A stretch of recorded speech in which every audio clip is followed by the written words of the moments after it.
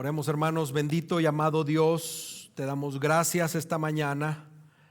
Gracias por ser quien tú eres, Padre. Gracias por ser quien tú eres, Jesús. Gracias por haberte revelado a nosotros por medio de tu palabra. Te damos gracias. Gracias, Señor. Gracias. Señor, gracias por habernos dirigido por todo el 2024 a la luz de las Escrituras. Te rogamos, Señor, que continúes haciéndolo por todo este nuevo año que comienza. Que tu palabra sea la luz en nuestra oscuridad, Señor. Esta mañana te pido que no sea yo quien hable, sino que seas tú, Espíritu Santo, hablando a tu iglesia, hablando a los corazones. Por favor, te pido por todos los corazones de los que estamos aquí, que sean transformados conforme al carácter de Cristo y que nosotros nos dejemos ser transformados, Señor. Cambia nuestras vidas y que nuestras vidas estén sujetas a la autoridad de tu palabra y a tu voluntad. Te amamos y te bendecimos en el nombre maravilloso y poderoso de Cristo Jesús. Amén. Amén. Marcos 12, versículos 41 al 44, dicen: Jesús se sentó frente al arca del tesoro y observaba cómo la multitud echaba dinero en el arca del tesoro. Y muchos ricos echaban grandes cantidades. Llegó una viuda pobre y echó 2 pequeñas monedas de cobre, o sea, un cuadrante. Y llamando Jesús a sus discípulos, les dijo: en verdad les digo que esta viuda pobre echó más que todos los contribuyentes al tesoro, porque todos ellos echaron de lo que les sobra, pero ella de su pobreza echó todo lo que poseía, todo lo que tenía para vivir. Amén. Puedes tomar tu asiento.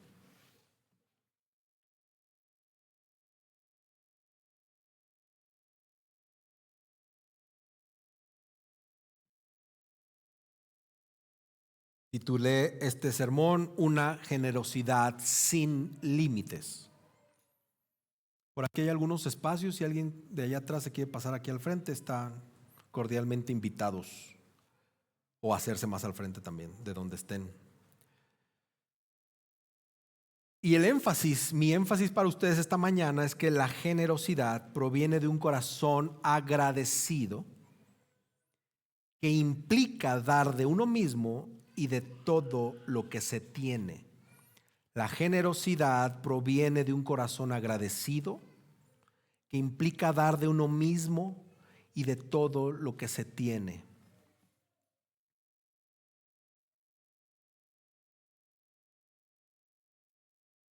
El pastor y autor que ya murió, John Stott, dijo: las posesiones son solo el equipaje del viaje del tiempo, no son el material de la eternidad. Por lo tanto, sería sensato viajar ligero de equipaje. Próximos domingos más adelante, cuando estemos en Marcos 14, vamos a ver el caso de otra mujer,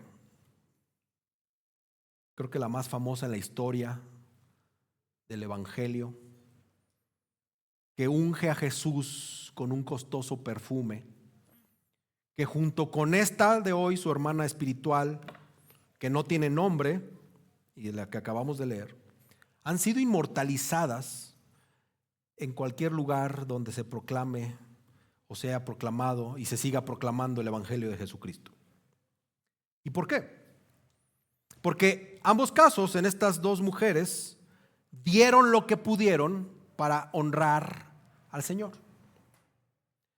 El regalo de una fue grande y costoso, y el regalo de esta fue pequeño y no valía casi nada. Si alguien de estas staff me ayuda a decirles que prendieron el aire y que mejor lo apaguen, por favor. O allá está, sí, gracias, ya va Alfredo. Con el aire frío te conservas. Muy bien. Una dio un regalo grande y costoso. La otra dio un regalo pequeño que no valía casi nada. Pero la cuestión de estos dos casos, pon mucha atención, la cuestión de estos dos casos no se trata de lo que dieron, sino el por qué dieron lo que dieron. En ambos casos la cuestión fue el corazón. Y sobre el tema del dinero hay dos verdades grandes. Uno es que la Biblia tiene mucho que decirnos al respecto y que la mayoría de la gente no nos gusta oír de lo que la Biblia dice con respecto al dinero. Nos incomoda, nos molesta y ahora está muy de moda que nos genera desconfianza oír cuando desde el púlpito se habla del dinero. Y sí, hoy es un mensaje, un sermón completo y absolutamente que habla del dinero. Y lo otro es que necesitamos oír estas verdades bíblicas de manera desesperada. Porque como dijo Jesús en Mateo 6, donde esté tu corazón, allí también va a estar tu tesoro. Está claro, hermanos, que la viuda de este pasaje, esta viuda pobre, tenía su corazón en el lugar correcto. Tristemente, muchos de nosotros no. Quiero hablar un poco del contexto, pero esta escena está sucediendo en el templo y se traslada a una área especial donde Jesús está observando a la multitud detenidamente. En Jerusalén ya hemos visto que las muchedumbres ya estaban escuchando a Jesús, ya se deleitaban con sus enseñanzas. Ya había una simpatía por Jesús que había obligado al Sanedrín a suavizar los desacuerdos que tenían con Jesús. Estaban buscando estrategias para callarlos, pero lo que vemos es que había multitudes echando dinero en el arca del tesoro y muchos ricos echaban grandes cantidades. El templo, además de tener una función religiosa, ahí en Jerusalén también desempeñaba un papel crucial porque era como un banco, era el depósito, el administrador de grandes riquezas. No era muy distinto a otras culturas de otros que tenían templos en el mundo antiguo. Pero a diferencia del resto de las tribus de Israel, la tribu de Leví no tenía propiedades o no tenía tierras propias y ellos eran los encargados de administrar todo esto. Su tarea principal era supervisar el templo y este templo acumulaba importantes recursos económicos que provenían pues de los diezmos, de las ofrendas, impuestos, donaciones. Resulta que, no sé si recuerdas, pues los utensilios que necesitaba el templo tenían que ser de oro, de plata, y todo lo que estaba ahí era costoso. Entonces, la Torá sí lo exigía. La ley exigía que así fuera. También en el templo había pues reservas de cosas valiosas, desde cortinas valiosas hasta indumentarias sacerdotales valiosas. Y también había comida, aceite, harina, grano.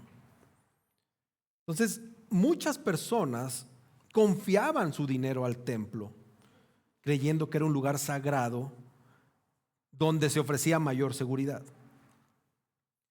Pero, como en todo, al acumular riquezas, como en todo, al haber corazones corruptos y al administrar dinero y con un corazón corrupto, pues todo se vuelve un caos. La persona que administraba el dinero, digamos que era la segunda, o estos recursos, era la segunda a cargo después del sumo sacerdote. Todo esto iba se disponía a través de este tesoro del templo. Este era un lugar especial en el patio de las mujeres, que era la primer sección del santuario donde se les permitía la entrada a mujeres y a los niños judíos.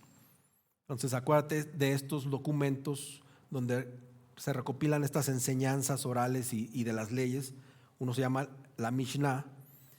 Dice ahí que había 13 recipientes en este templo conocidos como las arcas del shofar, cada uno destinado a diferentes tipos de ofrendas. Entonces esta canastita o esta arca tenía una forma de trompeta, como de un cuerno de un carnero. Lo curioso es que la parte de arriba era grande, o sea, la trompa pues así del cuerno era grande. Y lo más chistoso es que era así de ancho para evitar que se cayeran cosas al piso o que pues la gente al echar no se desperdiciara nada, ¿no? Tenían todo un esquema los judíos para recolectar el dinero.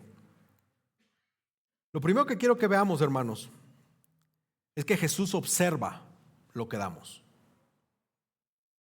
Jesús observa lo que damos.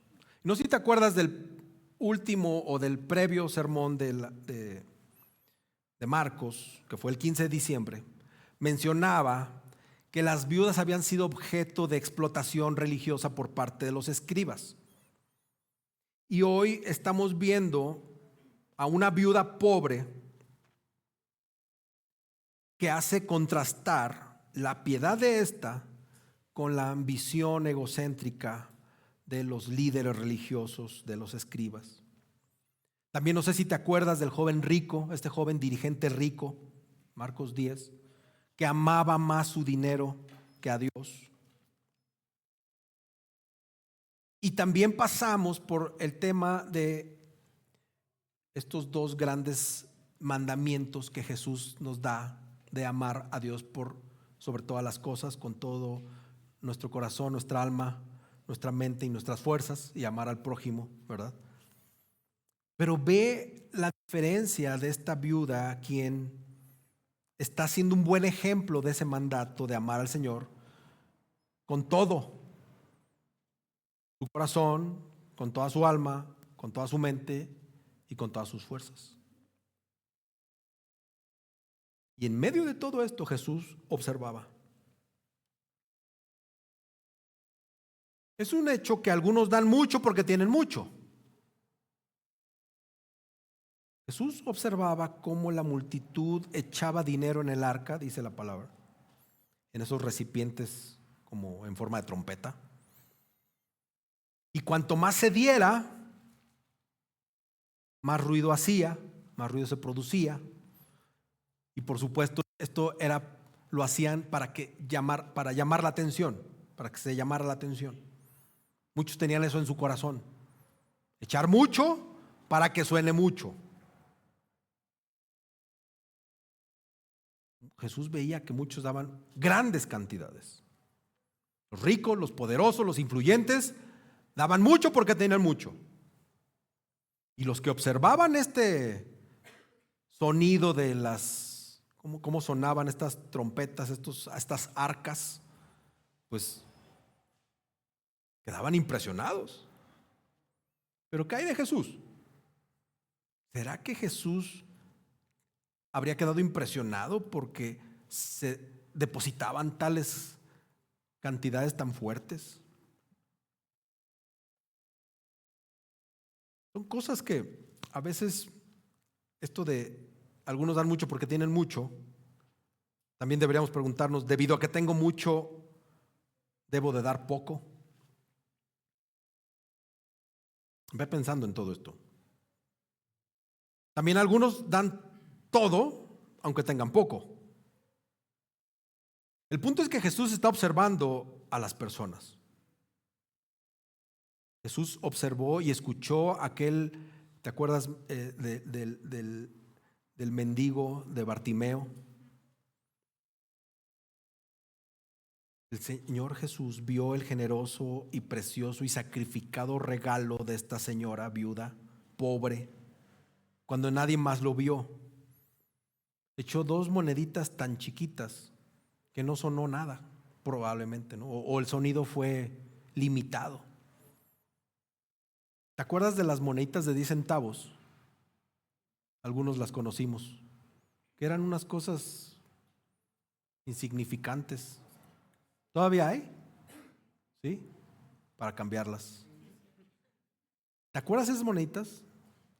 Cuando caían al suelo, de por sí no suenan las monedas, pero esas parecía que caía un botón.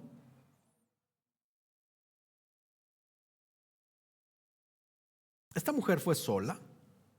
Esta mujer no tenía esperanza que alguien se fijara en ella. Era pobre, era viuda, era mujer. Era la más pequeña en el contexto cultural de la época. Y todo lo que hizo, todo lo que depositó en ese tesoro fueron 2 moneditas chiquitas de muy, muy, muy poco valor. Eran de bronce y era la moneda fraccionaria más pequeña que circulaba en todo Palestina. Era una 64ª parte de un salario, que era un denario para el trabajador promedio. Así de pequeña fue su ofrenda en valor comercial. Con ese dinero inclusive no se podía comprar nada de comer. No le alcanzaría a alguien comprar algo de comer en la época con esa fracción de dinero. Prácticamente a los ojos de los demás era como no haber dado nada. Pero quiero que recuerdes lo que dice 1 Samuel 16:7. Porque Dios no ve como el hombre ve. Pues el hombre mira la apariencia exterior, pero el Señor mira, observa el corazón. Jesús supo, sobrenaturalmente, era Jesús, que además de ser viuda, esta señora había dado todo lo que tenía. No se nos explica cómo lo hizo Jesús, pero ya conocemos a Jesús. Y aunque era muy poco para los ojos de los hombres, esto que hizo esta señora era mucho delante de los ojos de Dios. Mucho. Acuérdate de mi énfasis. La generosidad proviene de un corazón agradecido que implica dar de uno mismo y de todo lo que se tiene. Ahora, la otra cosa es que Jesús conoce por qué damos lo que damos. Jesús sabe perfectamente las intenciones de tu corazón y conoce el por qué das lo que das. Él, con una agudeza o una aguda visión divina, obvio, Jesús vio tanto el don de dar como el corazón de esta señora. Jesús vio el acto como vio el impulso que motivaba ese acto. El Señor conocía el corazón y conoce el corazón de los que daban y de los que dan.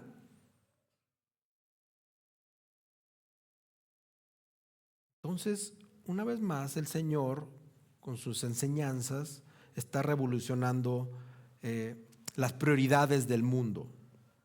Hermanos, dar con sacrificio honra a Cristo, aunque la cantidad sea pequeña. Jesús está llamando a sus discípulos porque les quiere enseñar nuevamente. Y hemos visto que el Señor, cuando quiere decir algo importante, empieza sus comentarios con un amén. El Señor dice, en verdad les digo. Esa palabra en verdad significa amén. Y así empieza su enseñanza. Esto aparece varias veces en Marcos. Pero es una frase que le añade peso e importancia a lo que Jesús está diciendo. Le está imprimiendo autoridad divina. Y en su enseñanza empieza a elogiar a los pobres. ¿Por qué? Dice, porque ella de su pobreza echó todo lo que poseía, todo lo que tenía para vivir. La mujer tenía 2 pequeñas monedas. No sé si has pensado que se pudo haber quedado con una. y echar solo una, pero no lo hizo así. La mujer echó todo. La cantidad no era grande, pero el sacrificio que hizo esta mujer fue superlativo. Superlativo. También el hecho de dar con comodidad, hermanos, no honra a nadie de aquí abajo, aunque la cantidad sea muy elevada. Fíjate, Jesús seguía observando a los demás, o estuvo observando a la gente. Dice que unos echaron lo que les sobraba. No me acuerdo cuando era católico y pasaban las canastitas como aquí, ¿no? Era un plato, parecía platillo de batería. Y no había esta enseñanza. Y era buscarte algo en la bolsa.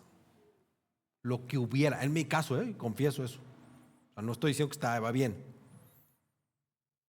Era buscarme algo para echar ahí. Algo así. Echaron de lo que les sobraba. Esa ofrenda no llevaba sacrificio. Su ofrenda era cómoda. ¿Estas personas dieron lo mejor a Dios? No. Dieron lo que era fácil y lo que era cómodo, lo que les era conveniente. Jesús no se había impresionado con estas cosas. Hermanos amados, lo importante no es la porción, sino la proporción. Esos ricos dieron de su abundancia, pero la viuda dio todo lo que tenía. Proporciones diferentes. Para esos ricos, su don de dar fue una pequeña contribución. Para esos ricos fue un pelito.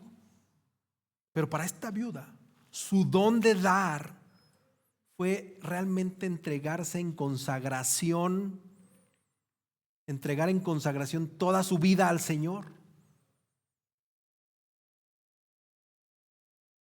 Muchos de aquí hemos pasado necesidades, hemos pasado hambres o vacas flacas, pero no hemos vivido en pobreza.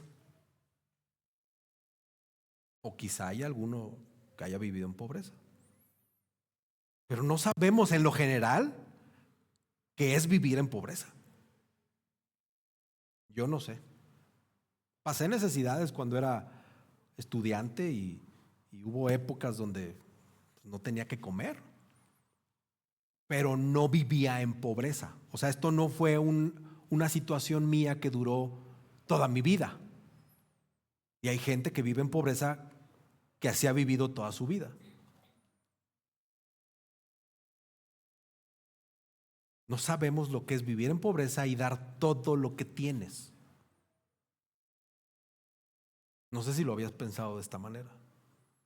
Si tú vivieras, tú y yo viviéramos en pobreza y que te caigan 200 pesos, pues puedes comer con 200 pesos en un día.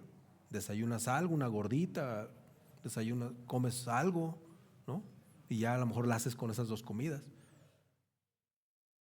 Pero no sabemos lo que es vivir en pobreza y dar todo lo que tenemos.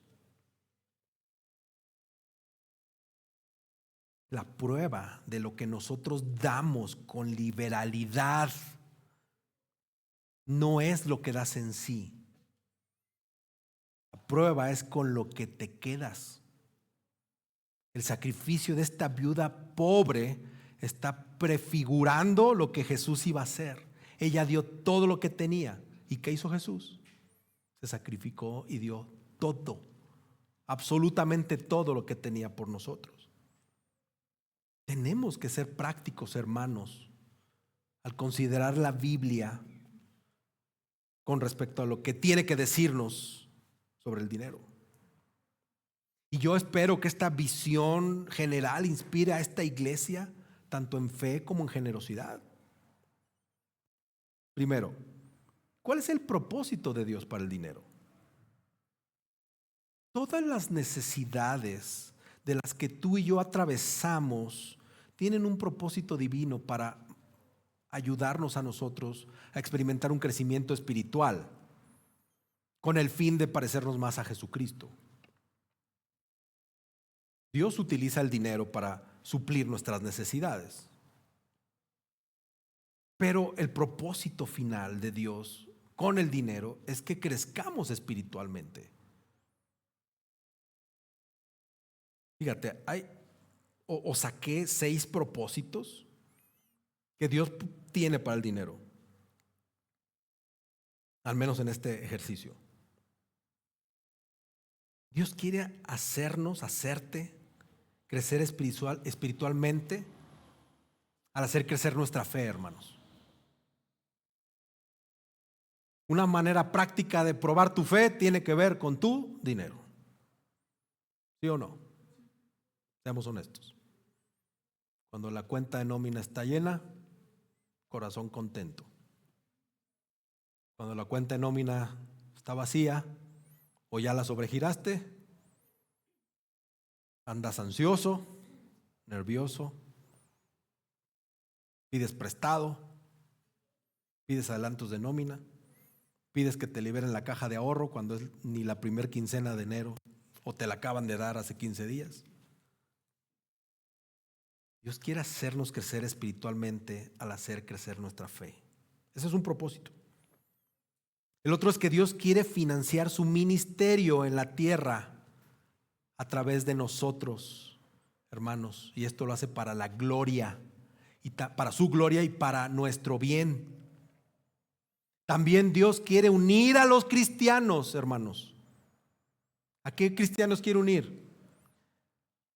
Quiere unir a los cristianos que tienen necesidades con los cristianos que tienen excedentes. Ve lo que dice 2 Corintios 8, 14 y 15. En el momento actual, la abundancia de ustedes suple la necesidad de ellos. La abundancia de unos suple la necesidad de otros, para que también la abundancia de ellos supla la necesidad de ustedes, de modo que haya igualdad. Como está escrito, el que recogió mucho no tuvo demasiado, y el que recogió poco no tuvo escasez. También Dios quiere revelar claramente su poder infinito. ¿A poco no te ha pasado que tienes necesidades financieras y oras más? El Señor va a utilizar cualquier recurso para mostrar su gloria, para mostrar su poder, para que tú te apegues más a Él. En este caso hablamos de finanzas, puede ser una enfermedad o puede ser cualquier tribulación. El Señor quiere revelarse en gracia, quiere mostrar sus atributos a nosotros porque nos ama, quiere que reconozcamos esos atributos. Otra cosa es que Dios quiere ayudar a dar dirección a nuestras vidas. ¿Te acuerdas lo que dice Proverbios 3? Que confíes ¿qué? En el Señor. ¿Con cuánto tienes que confiar en el Señor? Con todo tu corazón, y que no te apoyes de solo tu propio entendimiento. Él quiere ser el que dirige nuestras vidas.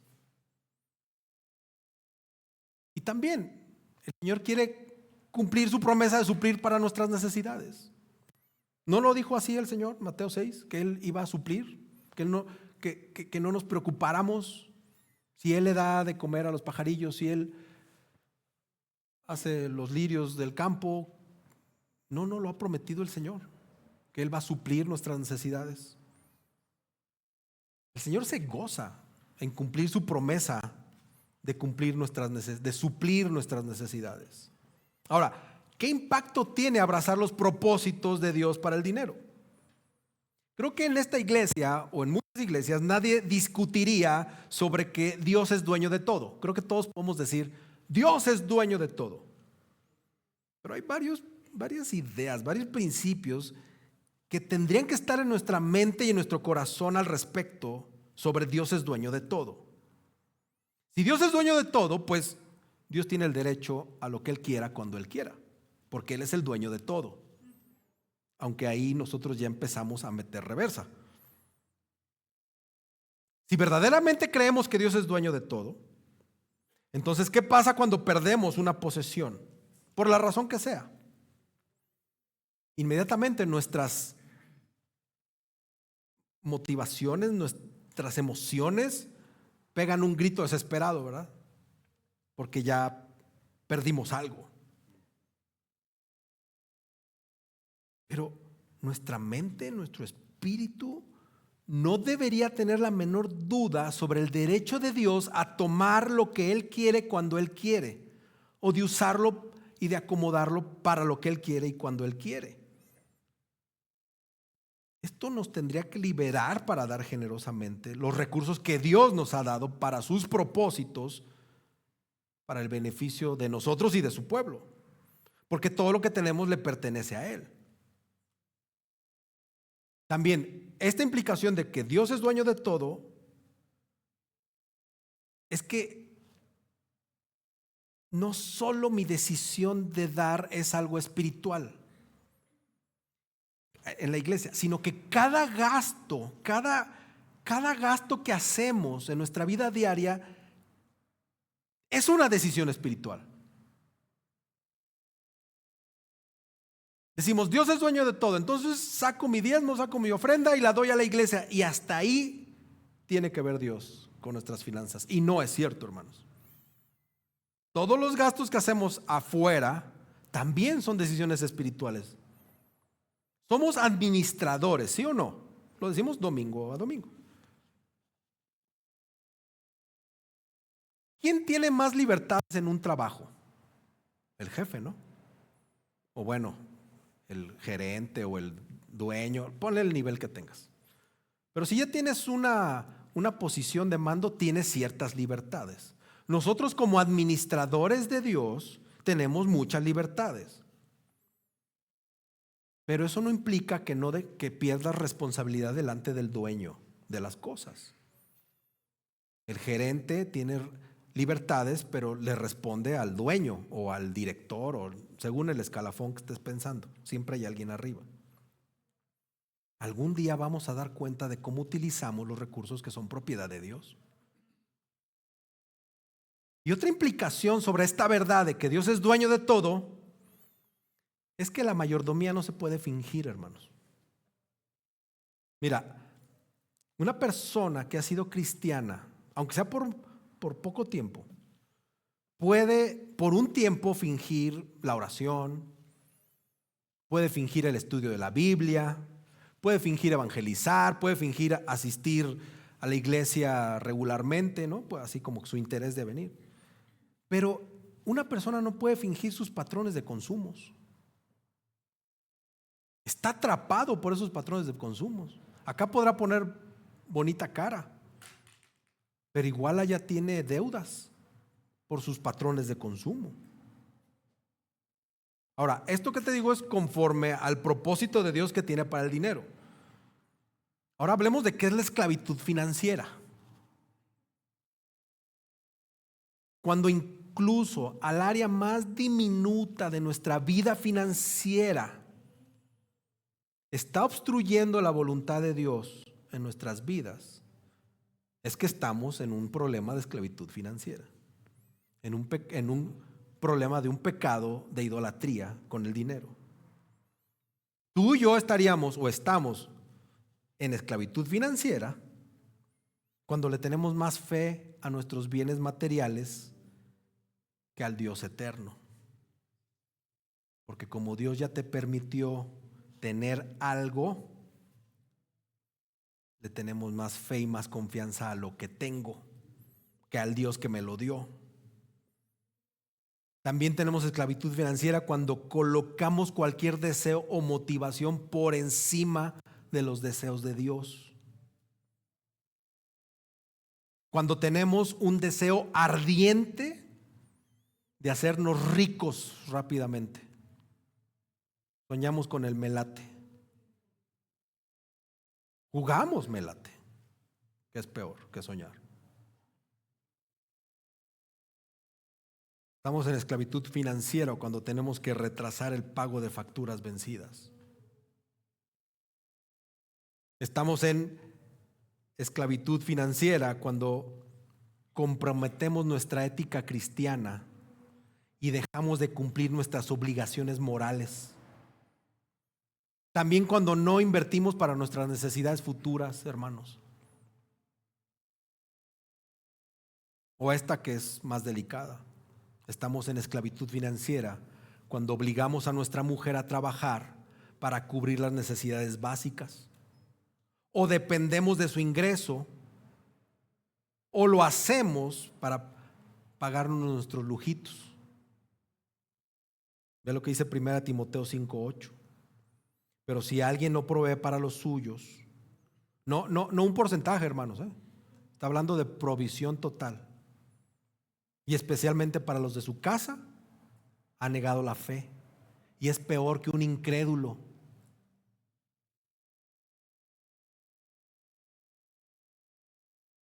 Esto es tremendo, hermanos. Esto no son ligerezas. También tenemos esclavitud financiera cuando no damos desde un corazón dispuesto y alegre, ¿no? Lo acabamos de leer, lo leemos regularmente, 2 Corintios 9:7, que cada uno dé como propuso en su corazón, no de mala gana, ni por obligación, porque Dios ama al que da con alegría. Ahora, ¿qué es exactamente este tema de la gracia de dar? ¿Qué es esto?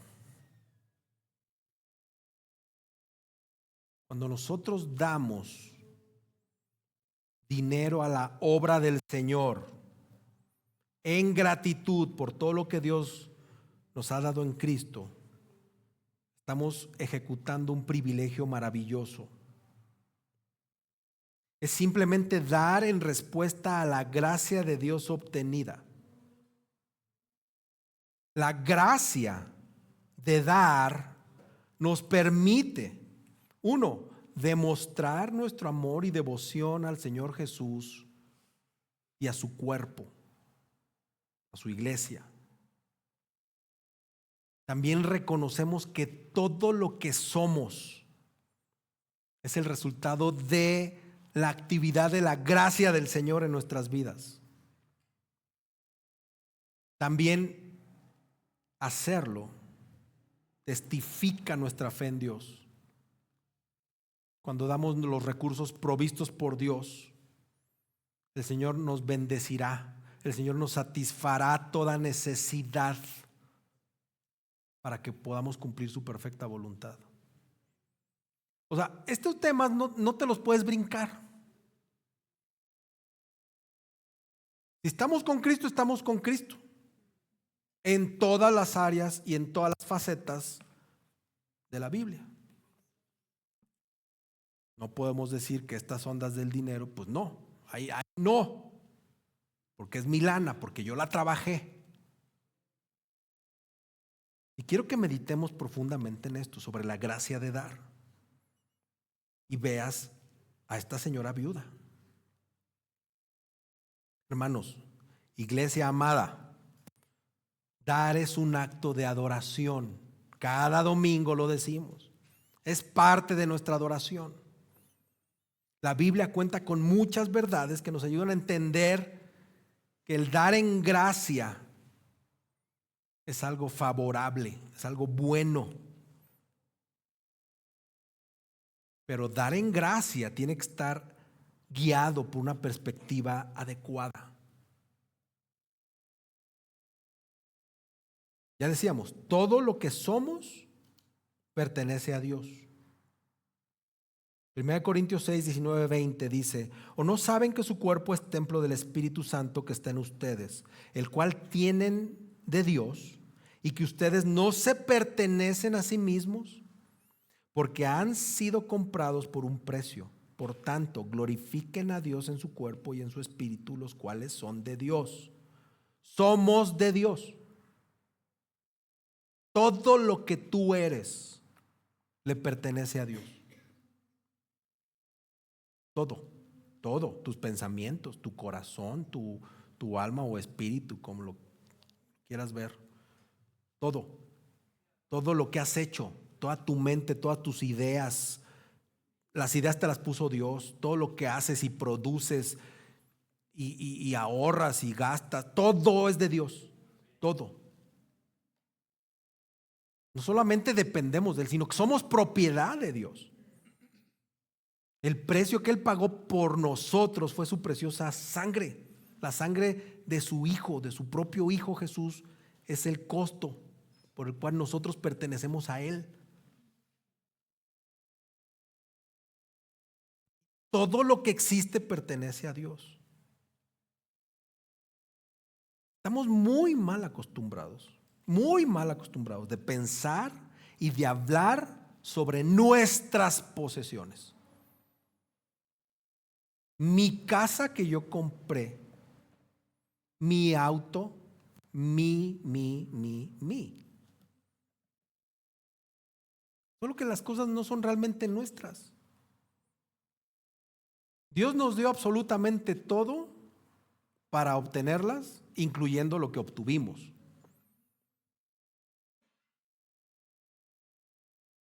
Todo. Cuando digo todo, es todo, hermanos. No podemos decir, bueno, el iPhone no. Todo. Tu empresa, tu chamba. O sea, cuando haces tu currículum, todo lo que está en el currículum te lo dio Dios y le pertenece a Dios. Nada es tuyo. Otra cosa es que Dios nos ha confiado sus posesiones, hermanos. Y aquí es donde se pone medio color de hormiga. Porque cuando damos a la iglesia, o sea, cuando damos a Dios mediante la iglesia, le estamos transfiriendo esas posesiones que Dios nos dio a otro administrador. Eso es lo que está pasando. Y eso es lo que ha sido abusado en muchas iglesias. Le estamos confiando. Yo soy administrador de lo que Dios me da.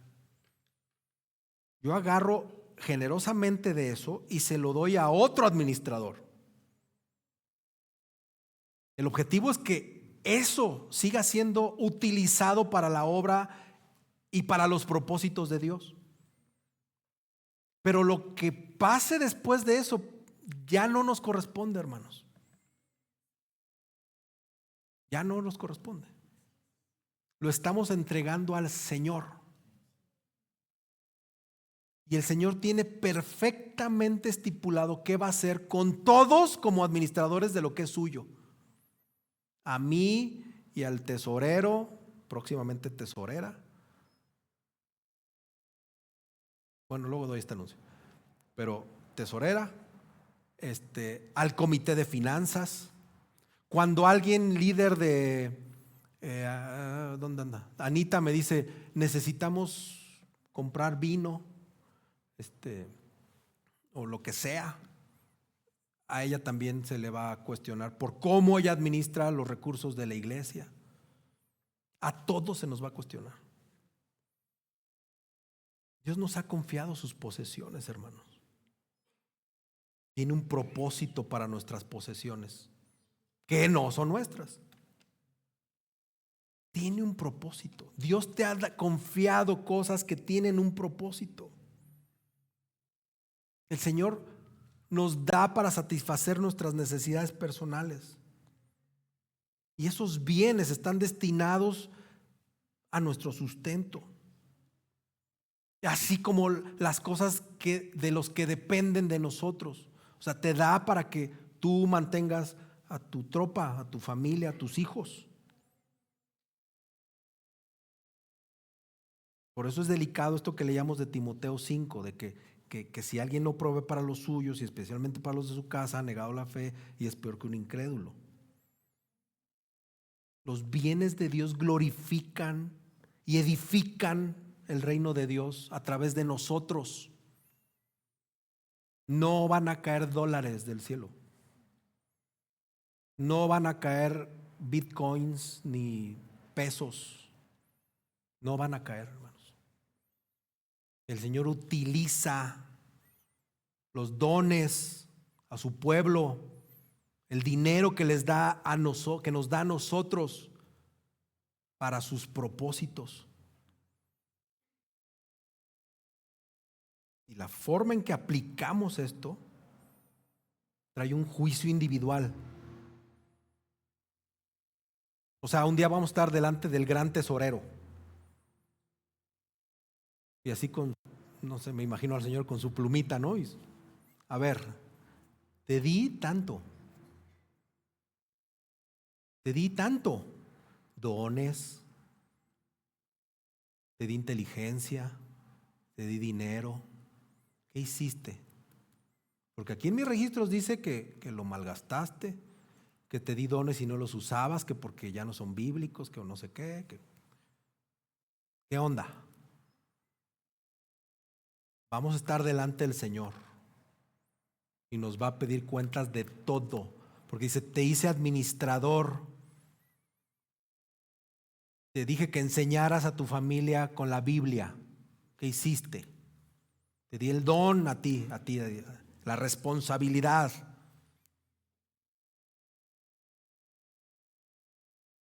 Nuestra responsabilidad, hermanos, se extiende hasta la eternidad.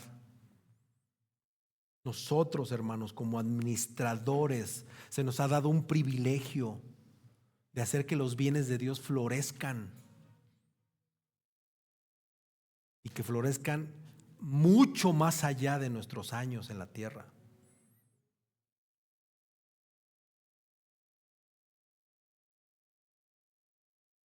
Hebreos 11:4. O sea, nosotros podemos estar así con Abel. Así dice Hebreos 11:4. Ofreció a Dios un mejor sacrificio que Caín, por lo cual alcanzó el testimonio de que era justo, dando Dios testimonio de sus ofrendas, y por la fe, estando muerto, todavía habla. ¿Te imaginas que digan eso de ti? Que fuiste un tan buen administrador y que floreciste o fructificaste los dones que Dios te dio, que hasta muerto todavía la gente habla de el buen trabajo de mayordomo que hiciste. Eso debe de motivarnos.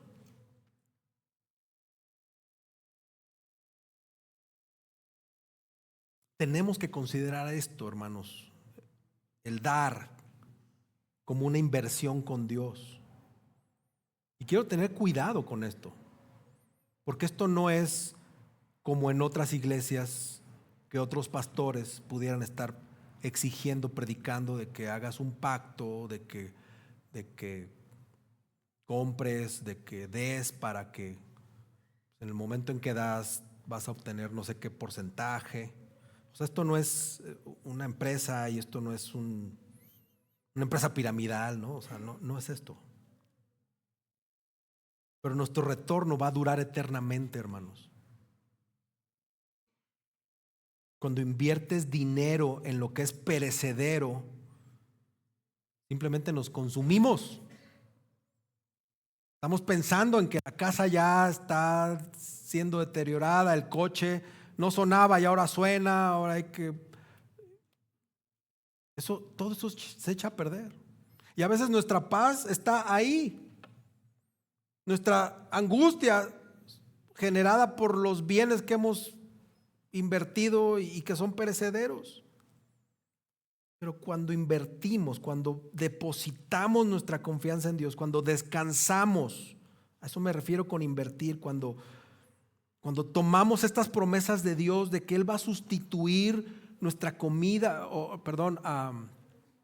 a suplir nuestra comida, nuestro techo, nuestro vestido.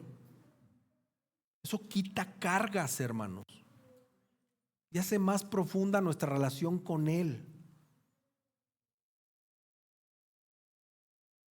Pero el tema es que si no podemos manejar el dinero, que es físico, ¿cómo tú vas a manejar las riquezas espirituales que el Señor te ha dado? No está ahí, pero Lucas 16 dice, si no han sido fieles en el uso de las riquezas injustas, ¿quién les confiará las riquezas verdaderas? La manera en que manejamos nuestro dinero es un reflejo de la madurez espiritual y de nuestra fe en Dios. Él ha dicho que Él va a satisfacer nuestras necesidades cuando nosotros demos, Filipenses 4. Pero si no damos, entonces en esencia estamos llamando a Dios mentiroso, porque no creemos que Él va a suplirnos. Y esto ya es un problema espiritual más serio, porque a tu criterio, cuando se habla de dinero en la Biblia, tú lo filtras. Tú dices, esto sí es verdadero, esto no es verdadero. Y cuando hablan desde el púlpito de esto que para mí no es verdadero, me quieren sacar dinero.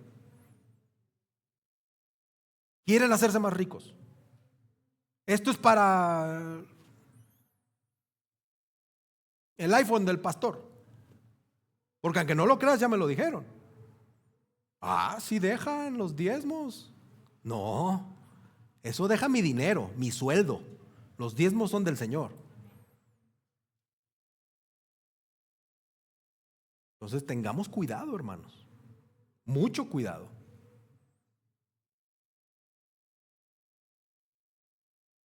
El dar debe ser algo sacrificado. Vea a esta mujer. Jesús se fijó en ella. Ella dio con verdadero sacrificio, dio todo lo que tenía. Y la esencia del dar es el sacrificio. Ve a Abraham, Génesis 22, lo vas a leer en unas semanas. Qué ejemplo tototote de dar sacrificialmente. Nubia, dame a Baruch, sacrifícalo. Pues no, ¿verdad? ¿O alguien sí se anima? No. ¿Y Abraham qué dijo? El Señor va a suplir. El Señor va a dar. Wow. ¿Hay sacrificio o no hay sacrificio? ¿Quién nos enseña esto? ¿Debes de dar el 10%? No. Debemos de dar en sacrificio. El verdadero sacrificio es cuando renuncias a algo que puedes disfrutar para que la obra de Dios prospere.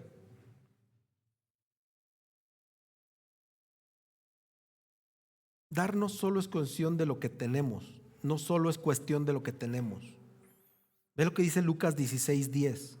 El que es fiel en lo muy poco, es fiel también en lo mucho. Y el que es injusto en lo muy poco, también es injusto en lo mucho.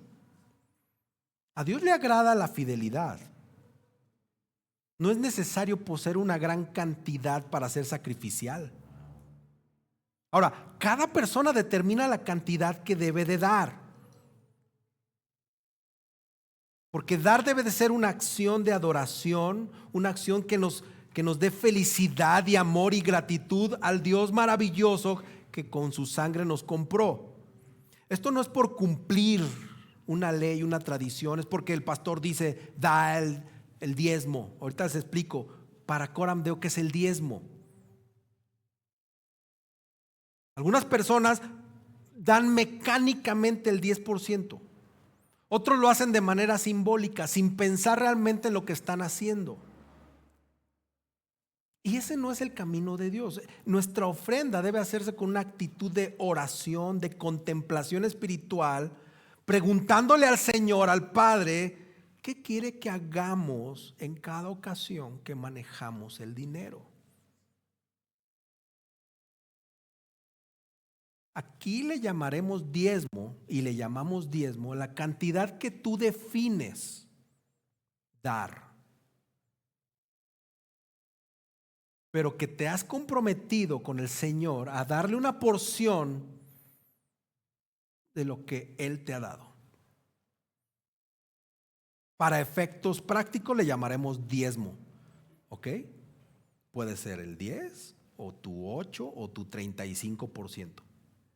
Esa es tu bronca con el Señor.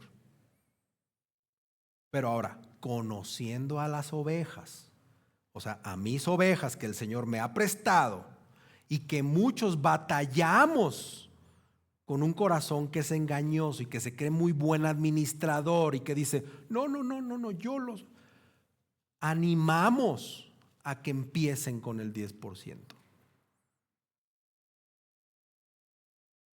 Si para ti te es difícil administrar, bueno, oblígate a un 10. De ahí empezamos.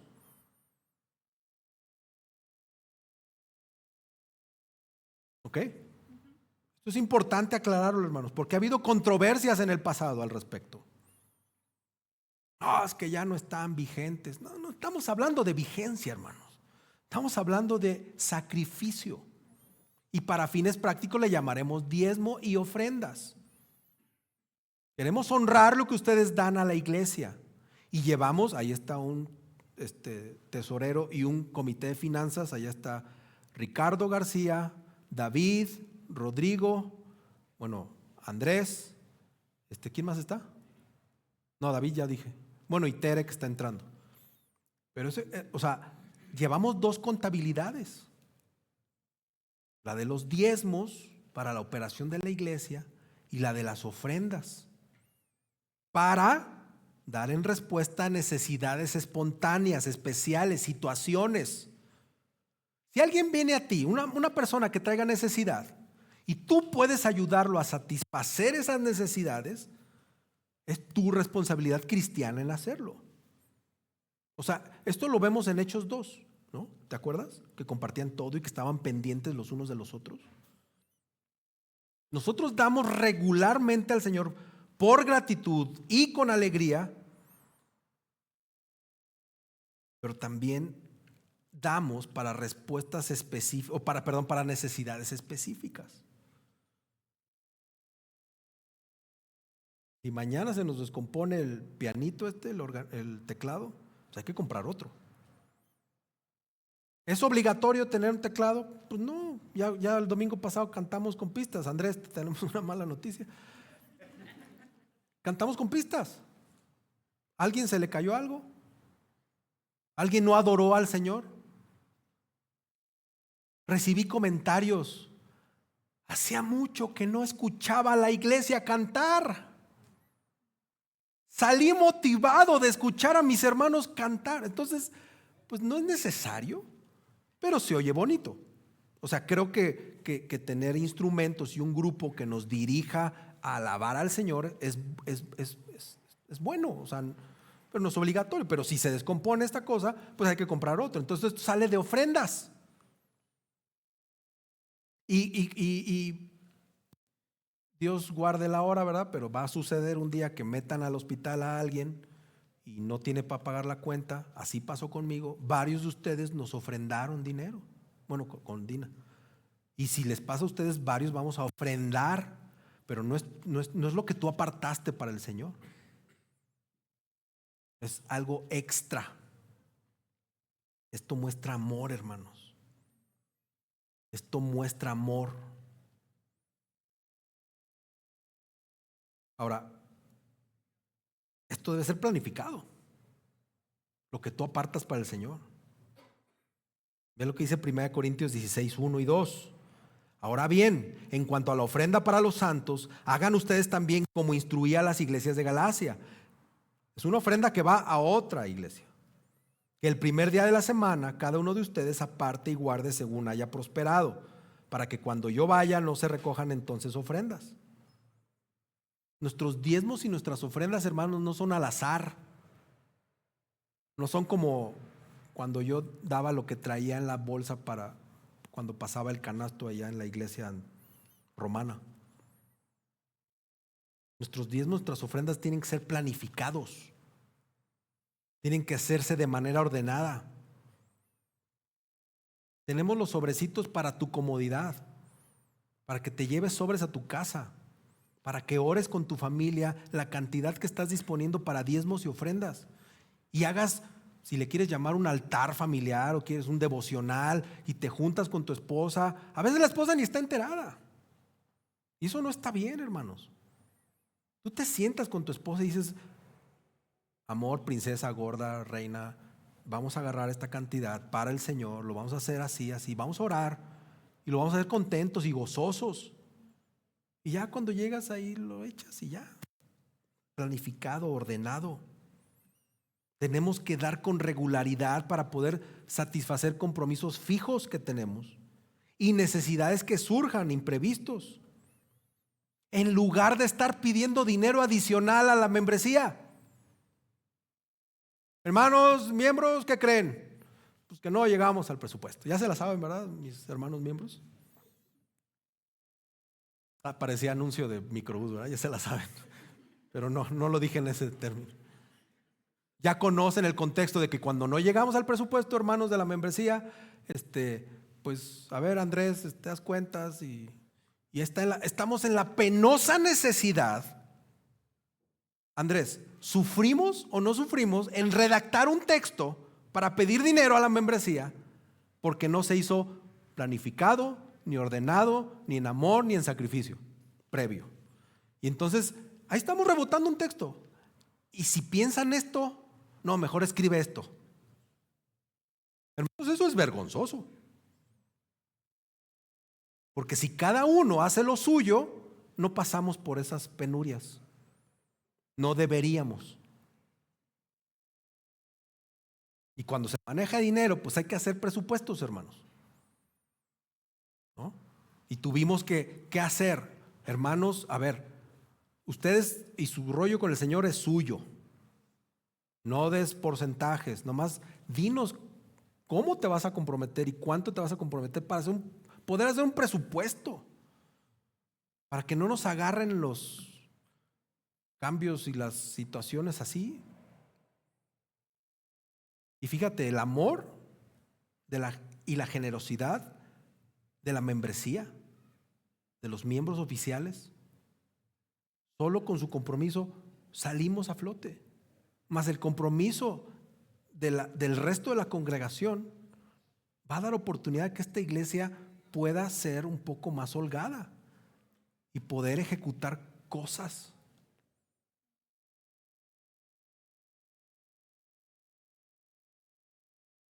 Damos sistemática, proporcional y fielmente conforme lo determina nuestro corazón. Entonces hay que planear, hay que orar y hay que prepararse. Ahora, algunos dicen, no, es que yo doy de mi tiempo, yo doy mi talento a esta iglesia en lugar de mi dinero. Y está bien y es correcto dar esto, pero esto no reemplaza el dinero, hermanos. Esto no reemplaza el dinero. La viuda no llegó y dijo, voy a dar mi ofrenda, y sacó un trapito y empezó a limpiar la trompeta esa. Su tiempo y su esfuerzo, ¿no?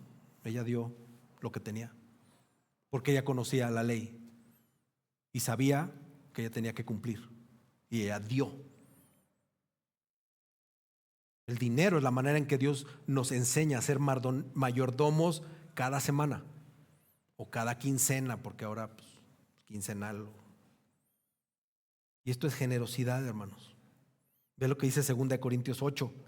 Pues en medio de una gran prueba de aflicción abundó su gozo, y su profunda pobreza sobreabundó en la riqueza de su liberalidad. Porque yo testifico que según sus posibilidades, y aún más allá de sus posibilidades, ahí hay sacrificio, dieron de su propia voluntad. ¿Qué tanto te ha dado Jesús? ¿Qué tanto dio nuestro Señor Jesús? Nosotros en respuesta a eso es como debemos de dar. Porque cuando empiezan estos debates, y si somos técnicos bíblicos, así muy técnicos, pues es seguir el ejemplo de esta señora. No, pues prefiero el 10%, pastor. Ese es el ejemplo del Nuevo Testamento. Ve Hechos 2, compartían todo, estaban pendientes de todo, todo, no nomás los domingos.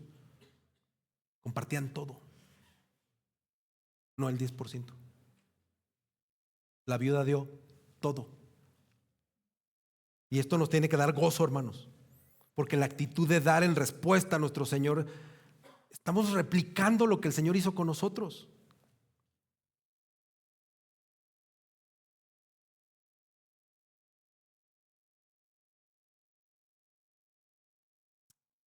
Quiero concluir con esto. Algunos dicen por ahí que la fe debe de tener manos y pies. Y en algunos contextos, nosotros somos las manos y los pies del Señor para ejecutar cosas. Muchos de aquí nos hemos visto bendecidos por la generosidad de hermanos. ¿Y saben qué es un obrar del Espíritu? Yo no me doy cuenta y hay obrar del Espíritu en generosidad triangulándose entre ustedes. Yo ya no tengo que decirles cuando hay un hermano desempleado o desempleada y ustedes ejecutan generosidad. Llevan comida, traen comida, llevan a comer, dan dinero.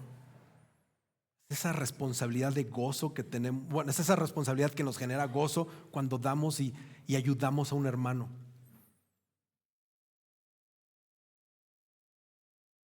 La generosidad proviene de un corazón agradecido.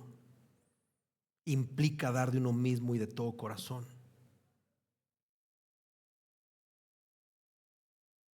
Tenemos que ser obedientes a Dios, hermanos.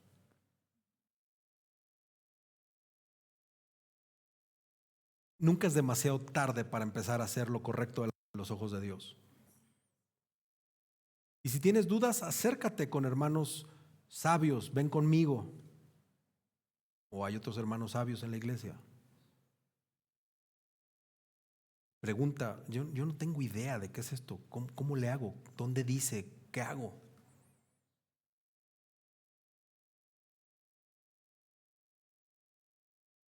Ofrendar bíblica y espiritualmente, hermanos, es cuando nos entregamos a nosotros mismos y todo lo que tenemos y se lo ofrendamos completamente a Dios. Y esto es mediante un acto voluntario que sale del corazón. Es importante que tu conciencia esté atada y guiada a las Escrituras, porque esto tú lo vas a hacer como un acto de libertad de conciencia o un acto que por el Evangelio de Cristo te ha dado libertad para ejecutar y ser un administrador. Estamos hablando de dinero. Pero tu conciencia, tus decisiones tienen que estar sujetas a la palabra de Dios. De lo contrario, hermano, estás pecando. No somos libres para andar pensando lo que queremos pensar o creemos que está bien. Tú tienes una obligación de ir a la palabra y estudiar qué significa la generosidad y ver cómo el Nuevo Testamento enseña la generosidad. Y no deberías tener ningún problema para ser el más generoso delante del Señor, porque tu conciencia está atada a la palabra. No se te olvide que todo pertenece al Señor y que el Señor es la fuente de toda bendición y que tu motivación emana de lo que Cristo hizo por ti, y esto genera agradecimiento. Cuando tú entiendes el evangelio de la gracia, el evangelio de la salvación, cuando tú entiendes esto a profundidad y sabes lo que Jesús hizo por ti, te motiva, te impulsa. Acuérdate dónde estabas antes de Cristo. Antes de Cristo estabas con miles de millones de millares de millones y billones, no sé cuántos haya en la humanidad perdidos, en la historia de la humanidad. Estábamos con esos que iban rumbo al infierno o que tienen garantizado el infierno.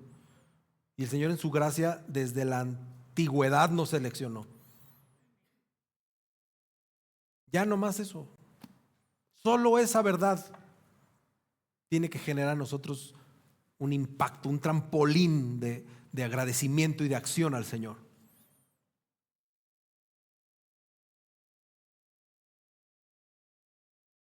En la Biblia tú puedes ver que en las épocas de mayor fervor espiritual en Israel o en la iglesia primitiva, las épocas de mayor impacto Y podemos ver en la sociedad actual, en nuestros días, que en esas épocas de mayor impacto son las épocas de mayor donación sacrificial. Hay una correspondencia entre nuestro estado espiritual de los que estamos en Cristo y nuestra disposición a participar en las ofrendas con sacrificio. Entonces el diezmo, el 10% es un buen lugar para comenzar nuestro servicio financiero de adoración a Dios. Pero hermano, es un muy mal lugar para detenerse basándonos en las enseñanzas del Nuevo Testamento. Dios quiere que crezcamos en todas las áreas de nuestra vida cristiana, incluyendo el dar. Cuando tú miras, cuando yo miro, cuando miramos a Jesús con fe, estamos mirando la cruz y estamos viendo lo que Él dio. No dejes de ver el contraste de los líderes religiosos y la generosidad de la viuda.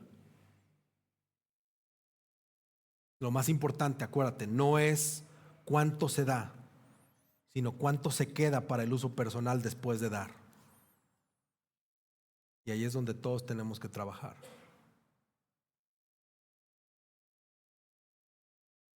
Jesús vio la actitud de esta persona fue más importante que la acción de la viuda, de esta persona.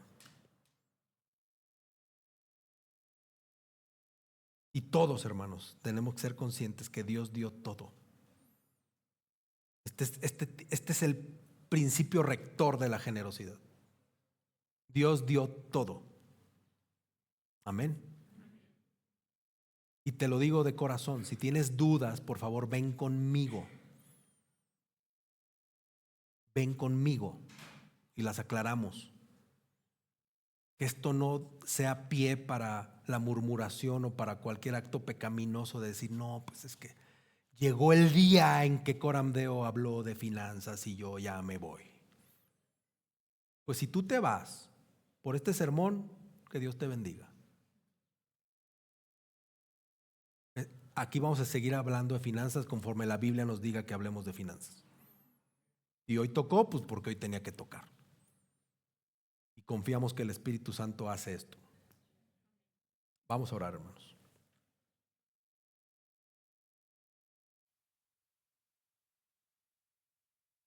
Señor, es difícil hablar de este tema, pero a su vez no es difícil sabiendo que tú, Señor, hablaste más del dinero y de la respuesta del corazón humano sobre el dinero que del mismo infierno. Señor, tenemos que empezar por reconocer que tú diste lo mejor de ti mismo. Y basándonos en tus enseñanzas, nosotros tenemos que hacer lo mismo. Dar lo mejor de nosotros en todas las áreas de nuestras vidas, incluyendo la financiera. Señor, quita de nosotros esos pecados que nos separan de bendecir a otros con nuestro dinero, que nos limitan, que constantemente nos hacen dudar. Señor, en tu palabra dices claramente que bendecirás a aquellos que dan con alegría, con abundancia, porque la cosecha será en abundancia. Señor, que no nos limitemos a nuestra mente y a nuestra sabiduría finita, sino que vayamos a las Escrituras y que confiemos en ti, Señor, porque tú eres bueno, porque tú escribiste estas palabras. Y si creemos que hiciste la tierra, si creemos en Jesús, si creemos en muchos personajes de la Biblia, ¿por qué estas cosas del dinero, Señor, a veces no las creemos? Porque estas cosas nos cuestan trabajo. Señor, te pido perdón por todas las iglesias y todos los pastores que han prostituido, Señor, estas enseñanzas, que se han enriquecido, Señor, a causa de las necesidades espirituales. Ten piedad de ellos, Señor. Y Señor, estamos en tus manos, porque todos en esta iglesia somos administradores de dinero que tú nos has dado, de bienes, de posesiones. Señor, que no queramos jugar al muy humilde, al muy piadoso. Que seamos piadosos como Cristo, que seamos humildes como Cristo, Señor.